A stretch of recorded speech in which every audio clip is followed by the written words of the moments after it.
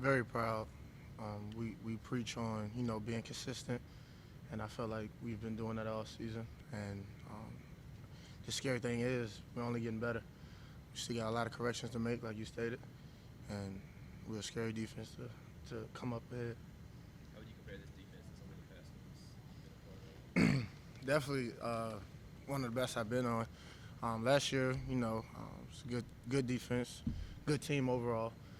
Going 15-0, something that never been done, best ever. And when it's all said and done, I believe that this could be the best defense to ever come through Clemson. Coach Venom saying behind Isaiah, you're one of the more versatile guys in the defense. Is that a role you take pride in? Kind of pride in the Oh, most definitely. Just going in and play any position that he wants me to play. Just doing anything I can to help the team. That's all I'm about is team and winning, and that's why we play the game to win. We don't play to lose. We don't play not to lose. And um, I harp on me having the ability to go play any position he wants me to play because it's important to have that versatility on the team because injuries happen. It's a long season, especially if you're trying to go all the way. So me having that ability to play multiple positions just helps the team ultimately. So. Why do you feel like this defense could be one of the third? I think you said the best, and end up being the best to come through here. Just what about it? Just what we can do, the versatility we have, um, the great front we have, the great backhand we have. It's not that big of a drop off, in my opinion. Um, through the first 7 games, I believe that we did better than last year's team anyway. But it's just our togetherness and us, playing as a team, as one collective unit, and the fact that we can just continue to get better is really scary. So we'll definitely see, year not the year, but games ahead to see, where we're at. But I believe that can be a special defense because we got a great coach that just drives to be the best. Each and every year he starts all over and he pushes us to get the best out of us. And us being a mature and elite and great leadership in the back end has also helped us on the defensive side. So that experience that we have in the back end is definitely big for us. So I believe that that defense can like I said only get better. Did you think it was possible that you guys could be better this year than last year with all that great talent that we brought to the NFL? Yeah, I think it's possible. I Or mean, did you think just it was possible coming into the season? most definitely. I never doubted my team. Just like last year, they had a great defense the year before that, I believe. So each and every year you got to start over, and that don't mean you lose hope. That don't mean you lose faith. You come each and every year knowing that you're going to be the best. If you don't have that right mindset, then you don't need to be playing for our defense. Each and every year we start over, but we want the best out of each and every player, each and every game. Avon, BC presents a totally different animal this week. They show up with multiple sets and multiple tight end formations. What is your key as a safety back there looking into that deep in offense instead of their offensive line? We got to tackle well. We got to do a better job tackling. We miss a lot of tackles these previous games that we had, and as a secondary, and definitely we have to tackle better. We got to be more aggressive, more and taking more ownership of it, taking pride of it in practice, and continue to just get better in our technique. I believe that we don't have to really necessarily worry about what they do. We just got to worry about what we can do. We do a lot of focusing on ourselves, a lot of self-evaluation, what we can get better on, because if we perform the way we're supposed to, we'll come out on top every time. Kevin, where do you think some of those missed tackles against Louisville stem from? You said come from? Yeah. Mostly it's just attitude. Later in the game is where we miss the most tackles. And, a lot of guys get lackadaisical and they don't think they need that type of attitude, that type of aggressiveness to continue to get guys on the ground. And we got to just do a better job of continue to have that intensity throughout the entire game.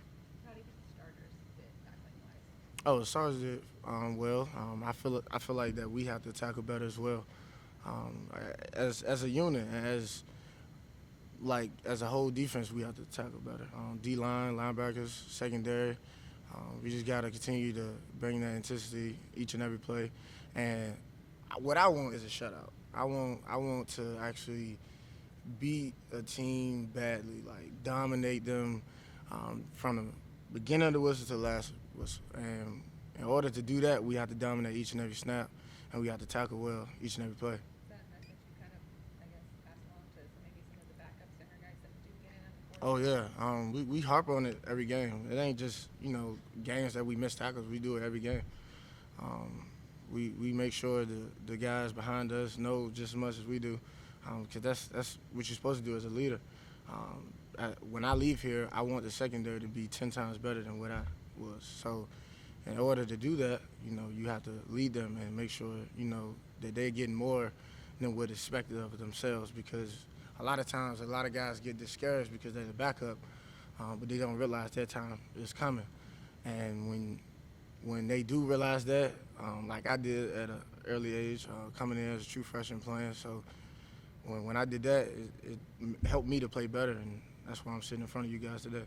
Speak of leadership. What about a situation like it happened with Andrew Booth on Saturday? What do you tell a guy like that, speaking from a leadership role? All the scenes was upset, me especially, because me and Booth are very similar, and especially how we came in. He playing as a true freshman, I was playing as a true freshman. A lot of similarities, how his attitude was, how mine was. And I just, I talked to him personally, just tell him to stay the course, even before the game. A lot of things go on in people's lives that we, don't know about. And a lot of times we use football to express that anger, and sometimes that can get ahead of us. And, us being a leader, it's already handled, and we're going to continue to get better. I promise you it won't happen again. And with Andrew Booth, being Andrew Booth, just continue harping on him to just be himself. Don't, try to be somebody you're not. Don't try to do too much. Just live for the moment and just always know that your time is coming. There's a lot of frustrations, that you have being a highly recruited guy, and you're not playing as much as you should. So, just taking those young guys under our wing, us being the leaders, that's just what we have to do. In practice, do you ever, as a DB, there ever times where Trevor Lawrence just maybe sees his wide receivers against you guys and sees a window and he thinks he can fit it in there and you guys pick him off? I mean, are you seeing kind of some of those things that we've seen in the game, some of those maybe questionable decisions in practice? What about Trevor Lawrence's performance? No, I'm not talking about like over the course of the game, just those 2 interceptions early on in the game, but maybe when he was trying to force things. And do you see that in practice at all? Forcing things, no. He makes a lot of great decisions. A lot of those interceptions that he may have may be miscommunication with the receiver as well. Just like Louisville, that was miscommunication. The first interception that was miscommunication with the receiver. So the lack of communication, I feel, is what's been missing for the offense. So we're only getting better, though. I feel like definitely throughout the game he got better. He went 0 for 4, 2 interceptions, and then after that he went 20 for 29 and 3 touchdowns. So that communication, was put in place, and it's important. And even during practice, he does a great job leading the guys and communicating well on the field and off the field. And I don't feel like he has any weaknesses on just fitting into tight windows. Just a lot of times that the ball just don't go your way. A lot of quarterbacks, like even Deshaun Watson, he started off the same way. I believe so. The way he started off was, also criticized, but he finished second place in the Heisman and won a national championship. So don't count Trevor out and what his ability is to do. He's still the best quarterback in the country, and he's going to prove that week in and week out. Is Andrew a guy you kind of took under your wing? Oh, definitely. Yeah, like I said, when he first got here, I saw a lot of similarities with me and him and where we came from, and took him under my wing right away. I felt like, that was my fault, what happened. I took that on the chin because that's a reflection of my leadership, and I have to do a better job within myself to, better lead.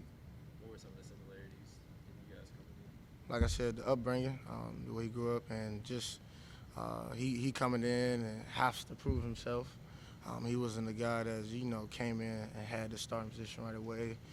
He had to fight for everything he earned, and just talking to him and seeing the attitudes that he brings to the game, that aggressiveness, that physicality, same thing I had as a true freshman. And a lot of times, a lot of guys don't get that as a true freshman. A lot of times, guys lack confidence, and he doesn't lack confidence at all. So that's why I can see a lot of similarities. Have you had to talk to him some about like you come in as a really highly rated player and kind of having to wait your turn and stuff? Yeah, I mean, I had conversations like that with all the guys. Know that, sometimes the starting positions are picked before they even get there. So they know how the process goes sometimes, and it's hard to get through that process as a true freshman because you come in, especially if you're highly recruited, you come in and you want to play, and you got a lot of family that count on you to do well. And everybody wants a jump start on their career, and everybody wants a jump start on being drafted one day because you don't come to a college like this to not to play well and not to play right away. So just knowing those guys are going to be great players. Trust me, they're going to be sitting right in this chair. Y'all going to be talking to them. Andrew Booth, all our great secondary that we have, and it's going to be big years ahead of what they can do. And I'm just telling you right now, the leadership that we giving them boys, they're going to be leaders as well. They already, taking that role of being leaders themselves. So, like I've been said, don't count them out. They're going to be good, just fine. Mom, I know you guys don't pay a lot of attention to outside noise, but is it ever get frustrating when you guys win games and then Still slide drop. the polls? No, we think it's cute. Yeah, we don't worry about that. We think it's cute. We think it's funny. So one thing they can't do, if we go out defeated, they can't leave us out the playoffs. I know that. So whether we win by one each and every game, I believe that they can't keep us out the playoffs. We prove it each year that we deserve it. Even when we lost to Alabama, my sophomore year, my sophomore year.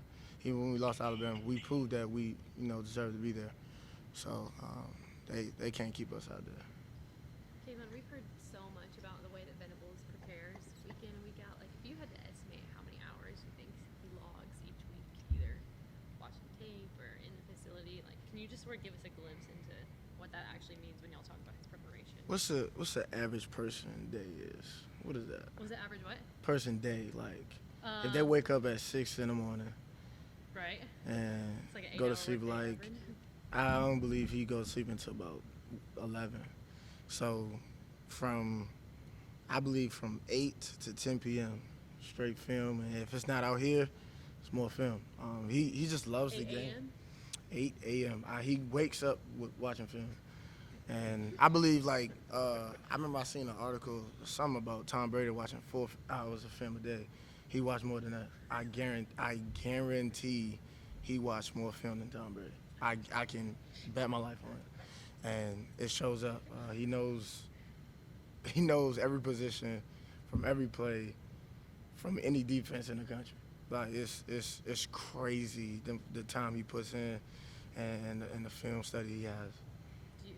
Does he watch it in the same place is he holed up in the dark by himself, or does he whether his father, or? Man, technology go down, he's still watching it some way somehow. You got a cassette tape or something. He on the phone, iPad, TV, projector, and he'll come here in the morning watching himself if he got to. But I'm sure he has his own film room in his house. Yes, it's nonstop with him. Do you feel like at all that with all the outside chatter about the offense, maybe the dominance that the defense has put in week out has been a little overlooked?